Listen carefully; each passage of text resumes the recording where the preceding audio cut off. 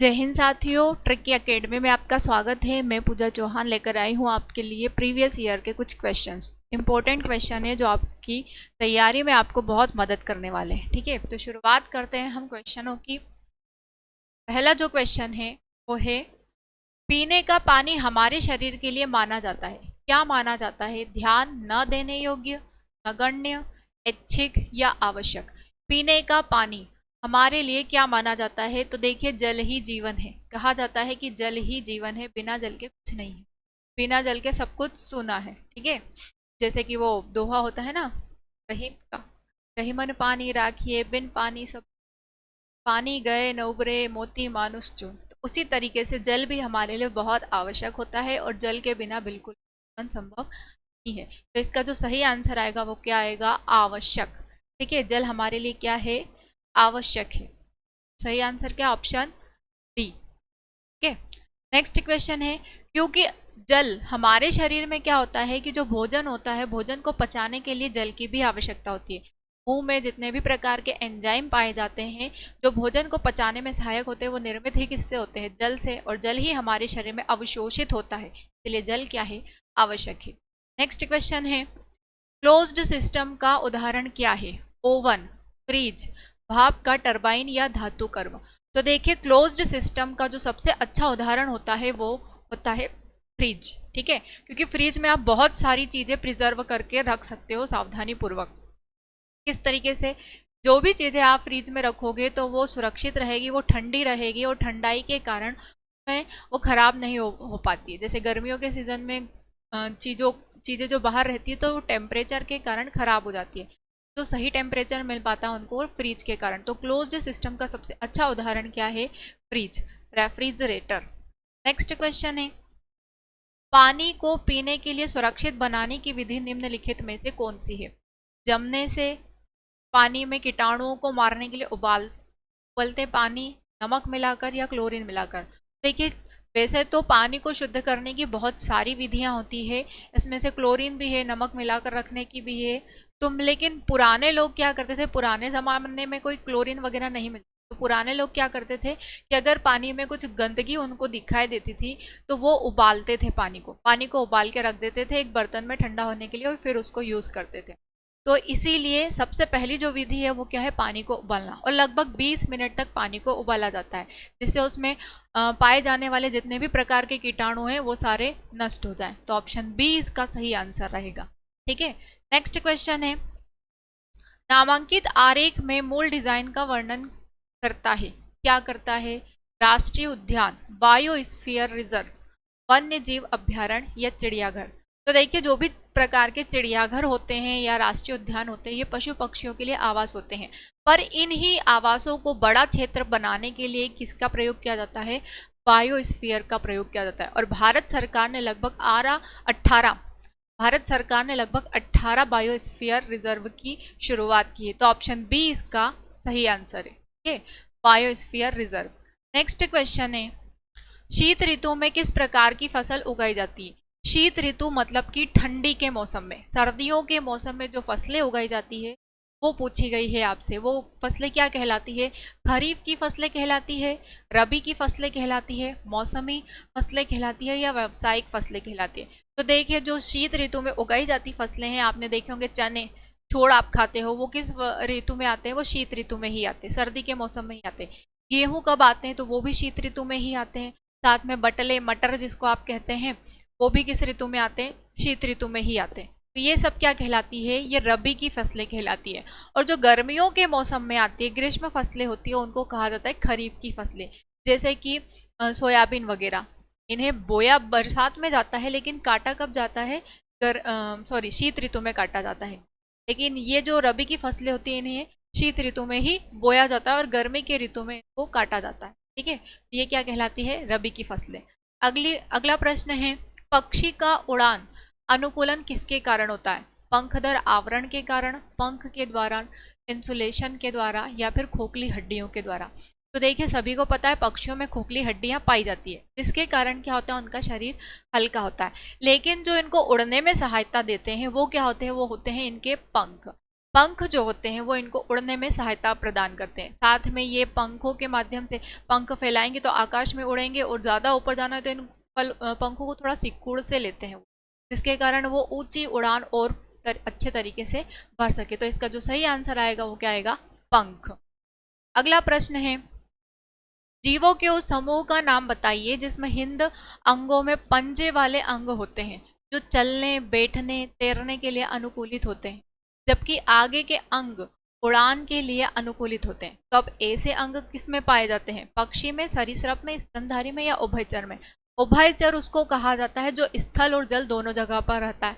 तो क्या ये उड़ सकते हैं? नहीं उड़ सकते। स्तनधारी जीव वही होता है जो स्थल पर रहता है, ठीक है, जिसमें स्तन ग्रंथियां पाई जाती है। ये ज़्यादा पानी में भी नहीं रह सकते, तो ये भी नहीं होगा। सरीसृप, अब ये तो रेंग कर ही चल रहे हैं, तो ये उड़ेंगे कहाँ से? तो इसका जो सही आंसर आएगा वो क्या आएगा? पक्षी, बर्ड्स। बर्ड्स जो हैं वो ज़मीन पर चल भी सकते हैं, पानी में तैर भी सकते हैं अपने पंखों के द्वारा, और आकाश में उड़ भी सकते हैं, ठीक है। इनका शरीर हल्का होने के कारण ये पानी में तैर भी सकते हैं और पंखों के द्वारा ये आकाश में उड़ भी सकते हैं। तो इसका सही आंसर आएगा पंख। अगला प्रश्न देखते हैं हम, छोटे दोहराए जाने वाले मोनोमर्स से बनी लंबी श्रृंखला का नाम बताइए। छोटे दोहराए जाने वाले मोनोमर्स से बनी लंबी श्रृंखला का नाम बताइए। पॉलीथीन, बहुलक, रेशम या टेरिकोट? तो देखिए, जितने भी टाइप के छोटे छोटे अणु होते हैं उनकी बहुत सारी एक श्रृंखला होती है और उनको कहा जाता है मोनोमर्स। और वो श्रृंखला किसके माध्यम से जुड़ी होती है? किस बंध के माध्यम से? तो वो संयोजी बंध के माध्यम से, कनेक्टिव बॉन्ड के माध्यम से वो जुड़ी होती है। तो वो क्या कहलाते हैं? वो कहलाते हैं बहुलक। बहुलक को अंग्रेजी में कहा जाता है पॉलीमर्स। तो इसका सही आंसर क्या आएगा? बहुलक आएगा। बहुत सारी पॉलीमर्स की मोनोमर्स इकाइयों से जो संयोजी बंध के द्वारा जुड़ते हैं वो क्या कहलाते हैं? वो बहुलक कहलाते हैं, ठीक है। नेक्स्ट क्वेश्चन हम देखते हैं, निम्नलिखित प्रश्न में दो कथन हैं जिनमें एक को अभिकथन और दूसरे को कारण के रूप में लेबल किया गया है। आपको इन दोनों कथनों की सावधानी पूर्वक जांच करनी है और दिए गए विकल्पों में से प्रश्न का सही उत्तर बताना है, ठीक है। तो पहला अभिकथन क्या दे रखा है? निशाचर पक्षी जो निशा में चरते हैं, निशा में जो रात्रि में घूमते फिरते रहते हैं, उन्हें निशाचर कहा जाता है। निशाचर पक्षी जैसे उल्लुओं की पुतलियां बड़ी होती है। देखा ही होगा ना, उल्लू रात को जागते हैं और दिन में सोते हैं, क्योंकि उनकी आंखों की पुतलियां जो होती है वो बड़ी होती है। इसी तरीके से बिल्ली भी है, बिल्ली भी रात को जागती है अधिकतर समय में और दिन में सो जाती है, क्योंकि उसकी भी आंखों की पुतलियां कैसी होती है? बड़ी ही होती है। कारण क्या है इसका? यह प्रकाश को रेटिना तक जाने के लिए एक बड़ा मार्ग प्रदान कर सकता है, ठीक है। जो भी प्रकाश आएगा रात्रि के समय तो उस तक जाने के लिए एक बड़ा मार्ग प्रदान कर सकता है। ए और आर दोनों सत्य हैं, ए और आर दोनों असत्य हैं। ए सत्य लेकिन आर असत्य, और ए असत्य लेकिन आर सत्य। तो देखिए, इसमें जो अभिकथन दे रखा है वो भी सत्य है, क्योंकि वो रात को जागते हैं उल्लू और दिन में सो जाते हैं, ये तो सत्य है। और जो रेटिना है इसको प्रकाश तक जाने के लिए मदद करता है, तो दोनों ही सत्य आएगा। ऑप्शन ए इसका सही आंसर रहेगा। नेक्स्ट क्वेश्चन है, रिक्त स्थान लैक्टिक एसिड किण्वन को शामिल करके निर्मित किया जाता है। लैक्टिक एसिड किसमें पाया जाता है? दही में पाया जाता है। क्या लिखा है यहाँ पर? ऑप्शन दही, दूध, बियर या सिरका। देखिए, दही भी खट्टा होता है, सिरका भी खट्टा होता है, लेकिन जो लैक्टिक एसिड होता है वो किसमें पाया जाता है? सिरके में तो कौन सा होता है? सिरके में कौन सा अम्ल पाया जाता है? एसिटिक अम्ल पाया जाता है। लेकिन दही में कौन सा अम्ल पाया जाता है? दही में पाया जाता है लैक्टिक अम्ल, ठीक है। तो इसका जो सही आंसर आएगा लैक्टिक, क्योंकि जब लैक्टिक एसिड दूध के कांटेक्ट में आता है उसी को कहा जाता है लैक्टिक किण्वन, ठीक है। उसको क्या कहा जाता है? लैक्टिक किण्वन।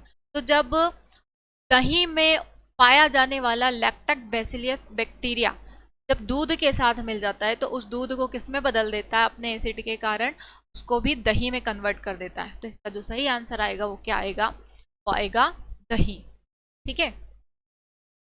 चलिए आगे बढ़ते हैं हम। ऑप्शन ए इसका सही आंसर है। नेक्स्ट क्वेश्चन है, सबसे बड़ी कोशिकाएं होती है, ये तो सभी को पता होगा। शुतुरमुर्ग का अंडा, मानव भ्रूण, गर्भनाल या फिर सफेद रंग की कोशिका जिसको WBC कहा जाता है। तो देखिए, सबसे बड़ी जो कोशिका होती है, संसार की सबसे बड़ी जो कोशिका होती है वो शुतुरमुर्ग का अंडा होती है। तो ऑप्शन ए इसका सही आंसर आएगा। और अगर आपसे पूछा जाता है कि सबसे छोटी कोशिका कौन सी है, तो वो आएगा माइकोप्लाज्मा। माइकोप्लाज्मा एक बैक्टीरिया होता है, लेकिन उसकी जो सेल्स होती है वो बहुत ही छोटी होती है, माइक्रोन, मिली माइक्रोन में।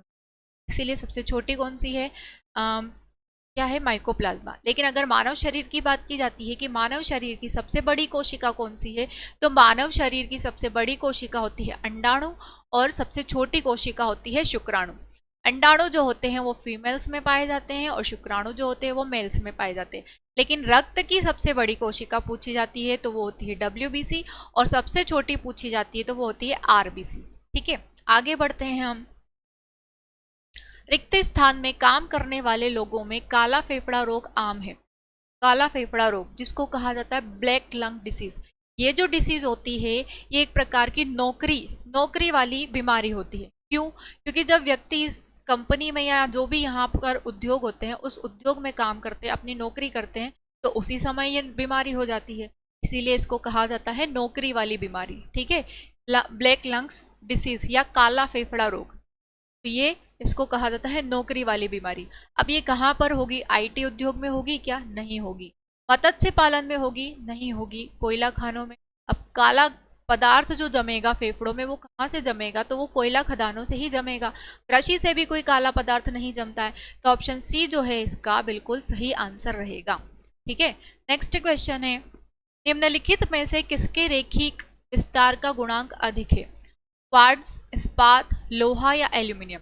तो देखिए एल्यूमिनियम का जो रेखिक विस्तार होता है वो ज्यादा होता है, तो ऑप्शन D इसका सही आंसर है।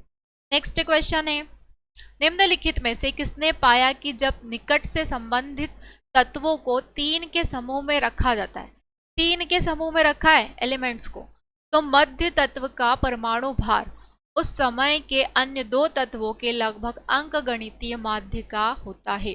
ठीक है, किसने बताया है ये? 4 ऑप्शन दिए गए हैं आपको, JW Dobereiner, Antoine Lavoisier, John Dalton या विलियम ऑडलिंग।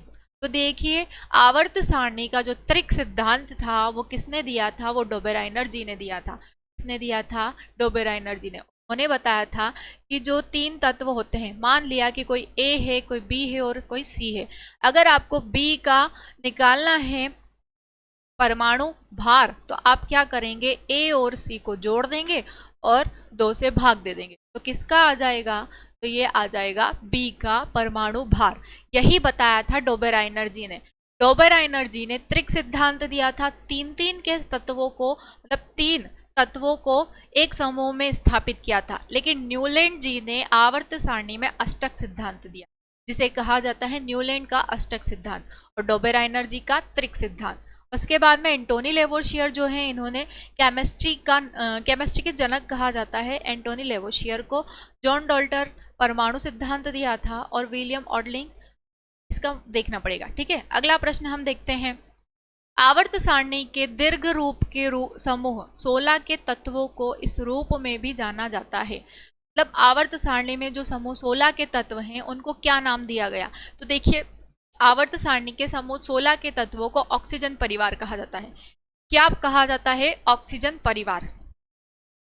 लेकिन ऑक्सीजन परिवार कहने के साथ साथ इसको और क्या कहा जाता है? ग्रीक भाषा में इसको चाकोजेंस कहा जाता है। आम भाषा में तो इसको ऑक्सीजन परिवार कहते हैं, लेकिन ग्रीक भाषा में इसको क्या कहा जाता है? चाकोजेंस कहा जाता है। ठीक है, अगला प्रश्न देखते हैं हम। चलिए 15 क्वेश्चन हो गए, 15 पूरे क्वेश्चन हो गए हैं। 3 फरवरी 2022 के पहले शिफ्ट के 15 क्वेश्चन मैंने आपको विथ सॉल्यूशन यहाँ पर करके बताए हैं। ठीक है, अब अगले जो रहेंगे सेकंड शिफ्ट के जो क्वेश्चन रहेंगे, अभी हम थोड़ी देर में आपके लिए अपलोड कर देंगे, वो भी आपको वो भी क्वेश्चंस मिल जाएंगे विद सॉल्यूशन। ठीक है, तो आपको बिल्कुल भी टेंशन लेने की ज़रूरत नहीं है। आप अपनी तैयारी अच्छी करिए, अच्छे से करिए, और लगे रहे तैयारी में, पूरी जोश से लगे रहें, और वो भी किसके साथ में? ट्रिकी एकेडमी के साथ में। अगर आपको हमारे ये सारे क्वेश्चन सॉल्यूशन के साथ अगर अच्छे लगे हैं तो हमारी वीडियो को ज़्यादा से ज़्यादा लाइक करें, शेयर करें, सब्सक्राइब करें। जय हिंद साथियों।